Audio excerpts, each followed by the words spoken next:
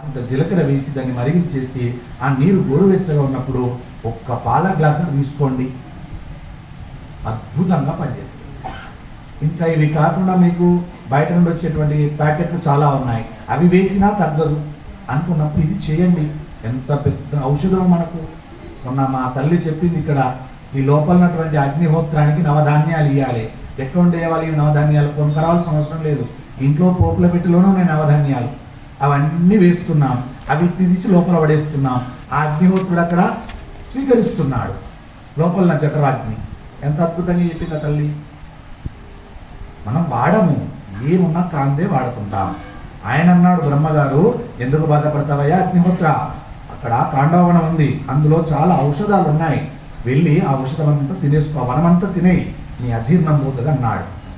మరి బ్రహ్మ కూడా చాలా పెద్ద డాక్టరే కదండి, ఆయన సృష్టికర్త కదండి. మరి ఆయన ఏదో ఒకటి ఆపరేషన్ చేయొచ్చు కదా. అది ధర్మానికి తెలియదు, ఎప్పుడు అలా చేయదు ధర్మం.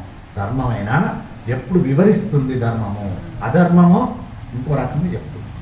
కాబట్టి బాగా గుర్తుపెట్టుకోండి, బ్రహ్మ పనిచేయడు. ధర్మం ఎప్పుడు కానీ చేతు పట్టి నడిపించేది ధర్మము కాదు, చూయిస్తుంది. అది ఒక పలానా చోట ఉంది, అక్కడికి ఇలా ఇలా ఇలా వెళ్ళండి, అక్కడికి వెళ్తే మీరు భగవంతుడు కనబడతాడు అంటాడు. అంతేగాని చేతు బట్టి నిన్ను తీసుకెళ్ళి మలుపులు తిప్పి కూర్చుండబెట్టి అర్చన చేయించి పూజ చేయించి నీకు ప్రసాదాలు ఇచ్చేది ధర్మము కాదు. అది ఎక్కడో నిన్ను